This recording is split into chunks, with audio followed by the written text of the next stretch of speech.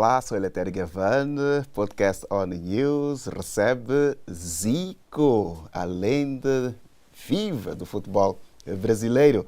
Ele brilhou primeiro no seu Flamengo e depois foi aquela projeção internacional da qual vieram títulos da Copa das Américas e depois títulos da Copa do Mundo. O astro brasileiro também foi ministro do esporte no Brasil, ou desporto, como também dizemos, mas agora assessora um clube de futebol no Japão. Nesta conversa vamos falar de memórias, vamos falar de jovens, vamos falar de desenvolvimento, mas vamos falar de muitas histórias que já começaram aqui a sair, que têm a ver com desporto ou esportes, mas também com paz. Mayra vai fazer a primeira questão. Olá, Zico, tudo bom? Tudo bem, prazer estar aqui. Prazer nosso receber você aqui. Eu queria começar a nossa entrevista contando para quem está ouvindo a gente o que você está fazendo aqui em Nova York, porque eu sei que tem uma agenda de viagens e aí Nova York apareceu aí no meio. Conta pra gente. É verdade, eu estava lá no Japão, né, no Kashima Antlers, que eu sou conselheiro lá, vou 2 vezes por ano, e recebi o convite da Mantena Global, né, que faz um trabalho com a comunidade brasileira, que eles queriam me homenagear pela minha história no futebol.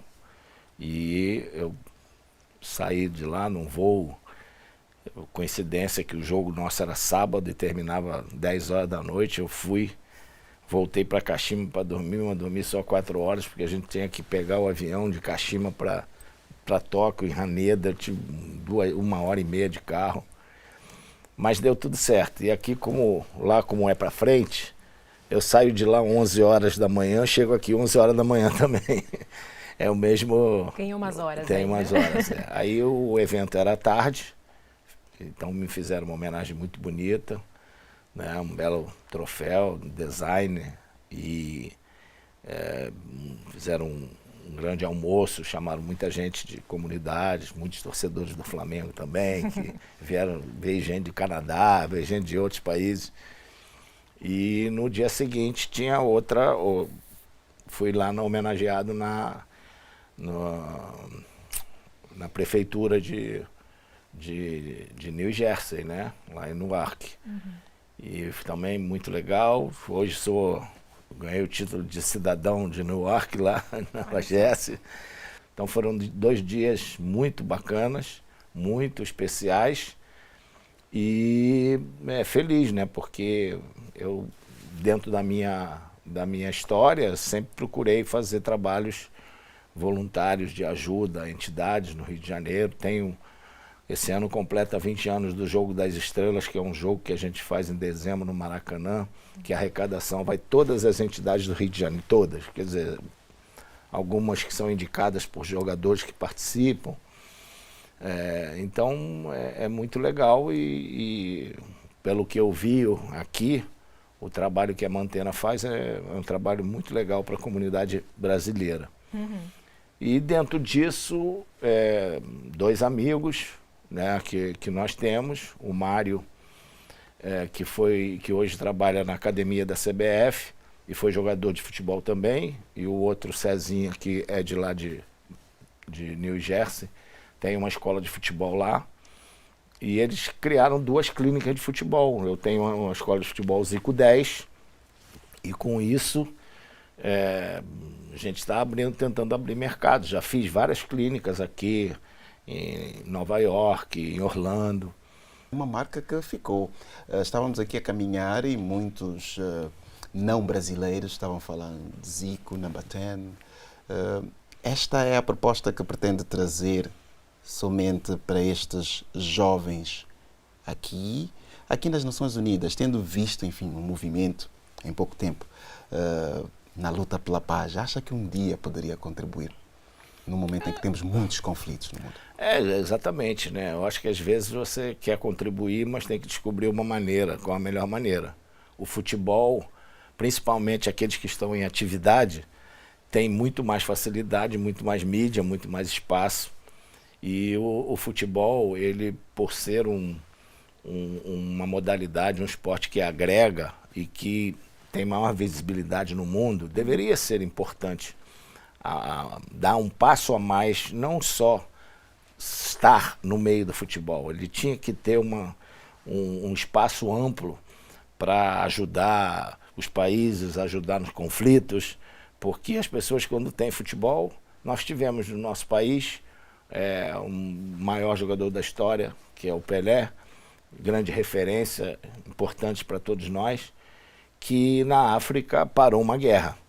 Estava uma guerra lá, foi jogar o Santos e tal, parou a guerra, viram ele jogar e tal. Então, isso é o que representa futebol.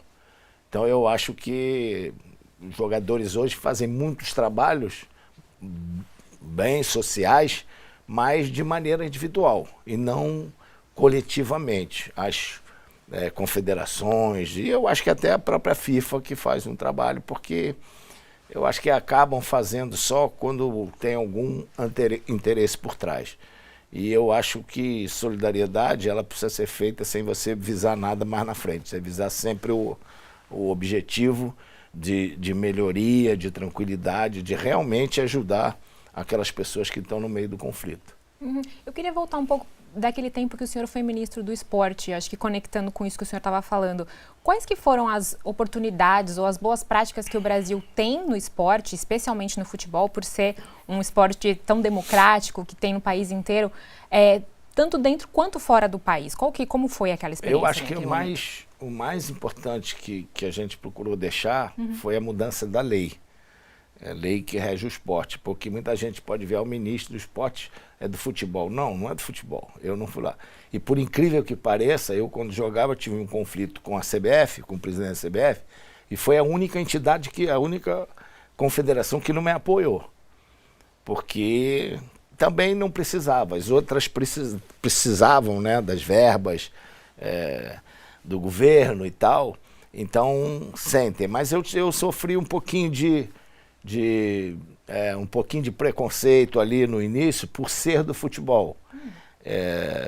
A comunidade esportiva estava sempre acostumado com outras modalidades. Quando chegou um do futebol, alguns viraram. Mas eu fui lá para ajudar o esporte. Né? Se você vai me dizer, você teve algum ganho com isso? Nenhum. Né? Inclusive perdi profissionalmente muita coisa por causa de não poder... meus contratos tiveram que ser suspensos, porque você estando trabalhando com o governo, você não pode ter outra renda à parte. E, infelizmente, pela vida que eu levava, aquilo ali eu não ia conseguir sobreviver com aquilo. Mas o meu trabalho foi voltado para ajudar o desenvolvimento do esporte. E dentro daquilo que estava acontecendo, a primeira coisa que nós chegamos à conclusão é que a lei do esporte tinha mais de 40, 50 anos, estava totalmente ultrapassando.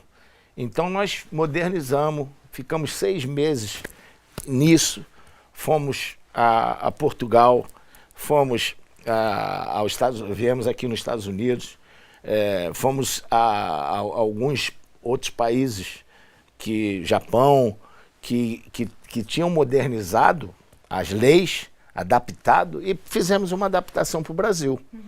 Então, mudou-se a forma, essa questão que hoje todo mundo está falando de SAF no Brasil, né? Sociedade Anônima, aquilo foi colocado no projeto.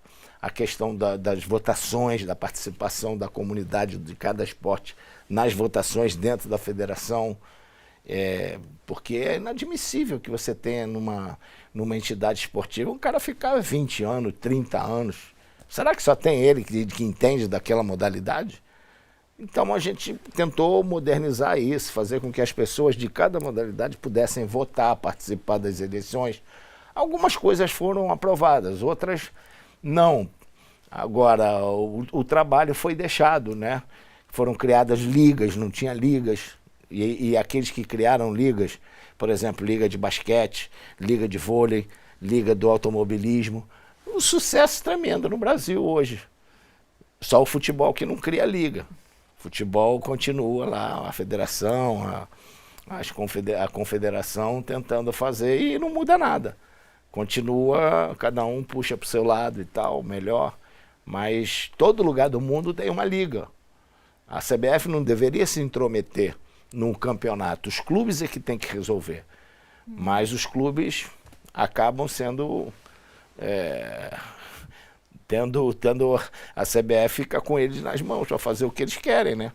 A própria eleição da CBF foi criada de uma forma que não pode entrar ninguém. Ninguém consegue entrar ser eleito, porque eles fizeram uma situação de votos, criaram que as federações têm sempre maioria do que os clubes. E quem faz o futebol são os clubes. Quem dá os jogadores para a seleção são os clubes. Então, os clubes que deveriam ter mais autoridade do que qualquer outra coisa, e não a federação de cada estado. E agora, em particular, e ainda falando dos jovens, já há uma frase que diz que o sucesso embriaga ou embebeda, não é? Fala-nos lá de você. Depende de onde você vem, né? Depende de onde você vem. Pois Eu acho que... Fala-nos de você e do que teria hoje a dizer a um jovem que queira continuar gerindo a sua carreira para depois colher frutos da sua experiência, como você está fazendo hoje. Homenagem num lugar e no outro, mural num outro lugar por inaugurar, um livro que depois sai, gente querendo tirar foto por todo lado. Como é que se pode fazer isso? Eu acho que isso tudo vem dos valores morais, éticos e educacionais que você recebe dentro de casa, dentro da sua casa, independente de você ter sucesso ou não ter sucesso. É a tua escolaridade, é a tua educação. Isso tudo é que é o mais importante. Então, eu tive essa felicidade de ter meus pais que, sabe, tinham um controle muito grande. Éramos 6 filhos, agora 2 faleceram e somos 4 ainda. E meu pai, todo mundo tinha que estudar, ele não queria que a gente jogasse futebol. Tinha que fazer o estudo, e o orgulho maior dele é que os 6 filhos se formaram antes dele morrer. Todos eles têm o canudinho lá do diploma, da formação, e isso foi um orgulho muito grande para ele.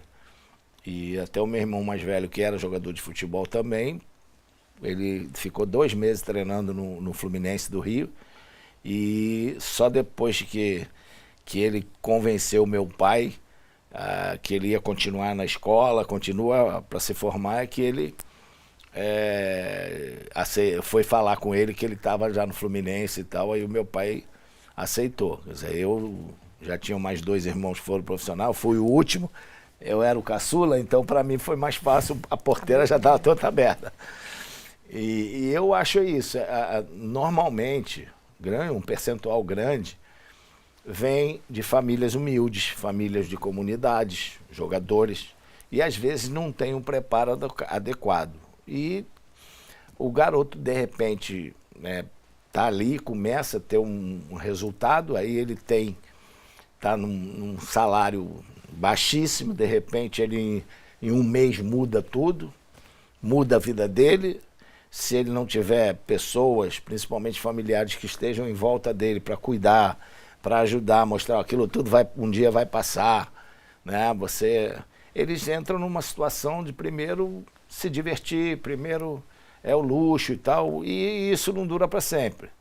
E é isso que você estava citando, que na escola vocês também trabalham, não só o lado técnico, mas também é o lado do cidadão, que a gente tem que saber que o futebol, você pode ir para o futebol, mas se você estiver bem informado, se não der certo no futebol, você não vai, né, o mundo não vai acabar para você. Você está bem preparado com as coisas que você aprende no futebol, as regras que tem no futebol, né, de ser um esporte democrático, um esporte que todos podem participar, seja branco, negro, amarelo, seja magro, alto, gordo, seja o pobre ou rico, não importa, todo mundo vai participar.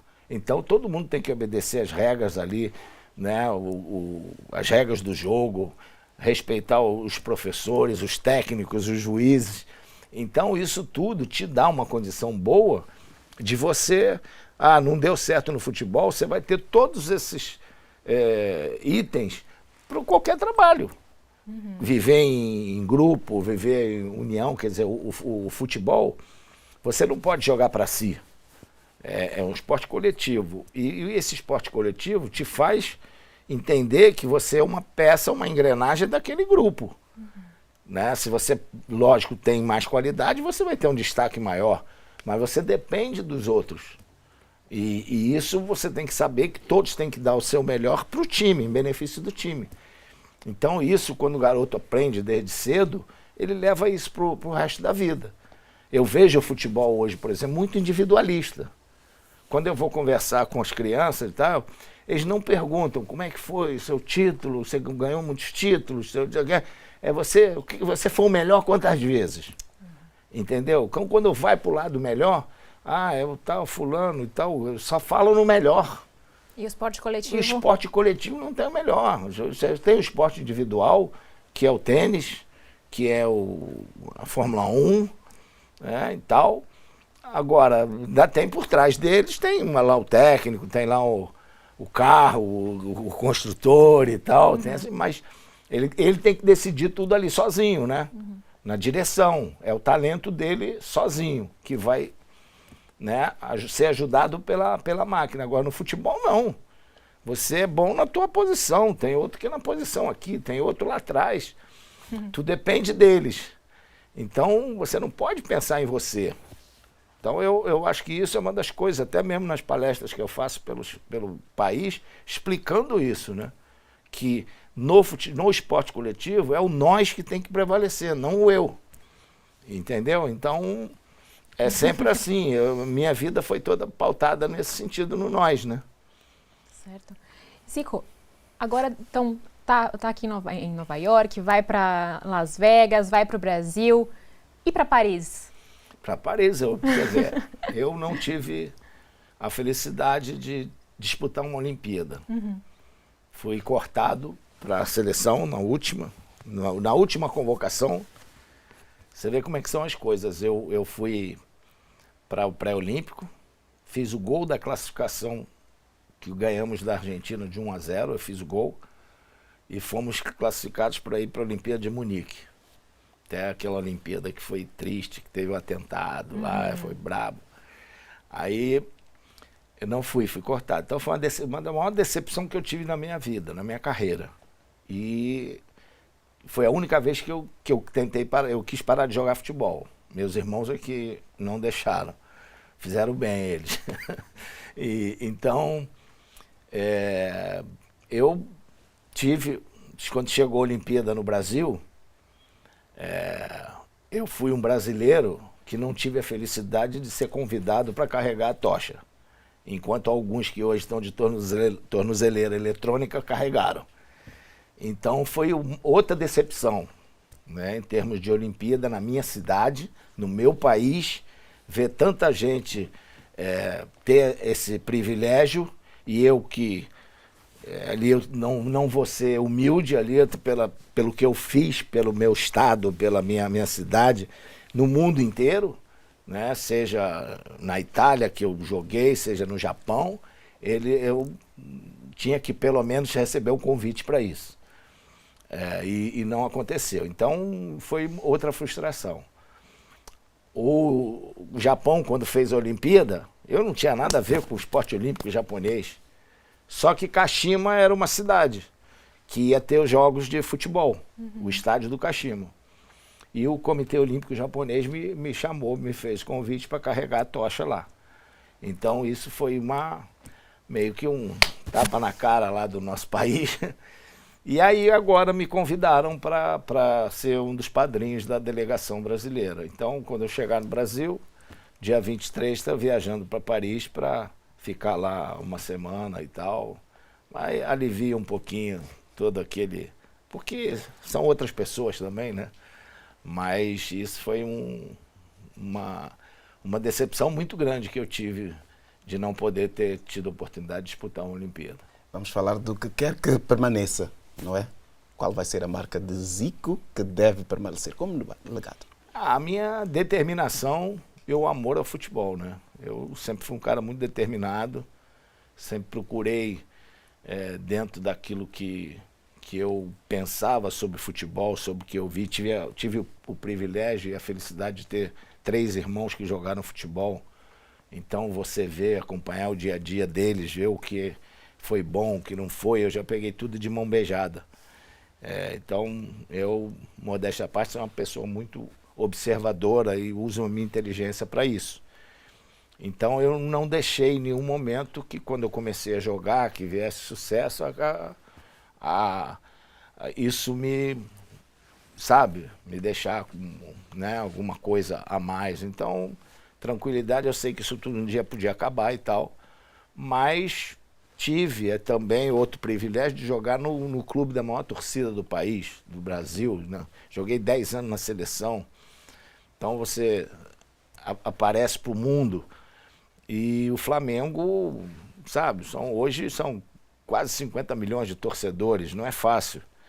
E eu tive uma carreira brilhante lá no Flamengo, e isso tudo, sabe, tem uma repercussão. E eu, sabedor da minha responsabilidade, do que as pessoas iam para me ver, do que confiavam em mim, eu era um cara, um profissional ao extremo, que eu tinha hora para chegar no clube, mas não tinha hora para sair. Minha esposa entendeu isso perfeitamente, então eu sempre procurei me aperfeiçoar ao máximo, seja nos itens pequenos do futebol, que a gente chama dos fundamentos, né, de chute, de cabeceio, de domínio de bola, de drible, tudo isso eu fazia a exaustão para chegar dentro do campo e corresponder àquilo que o torcedor queria. E isso, essa determinação, eu acho que é o que fique, que quero que fique para sempre, né? Talento Deus dá para cada um, mas se você não souber gerenciar esse talento e ajudar também, aí ele te faz te presenteia com isso tudo, você tem que corresponder também, né? E eu acho que dentro daquilo que eu recebi, eu correspondi.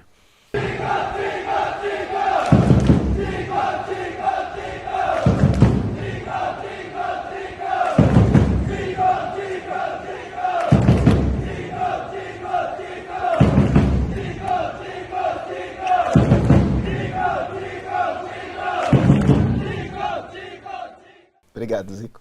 Foi um prazer muito grande tê-lo aqui, um astro de futebol, uma lenda viva do Brasil, que não aposentou das 4 linhas, não é verdade? Ainda há muito tempo, não é? A gente hoje orienta um pouquinho, né? Muito obrigado pela presença. Um prazer grande estar aqui no podcast, né? ONU News, estar com vocês. E desejo também muito sucesso para vocês na vida de cada um. Muito obrigado. Obrigada, Zico. Até mais. Até.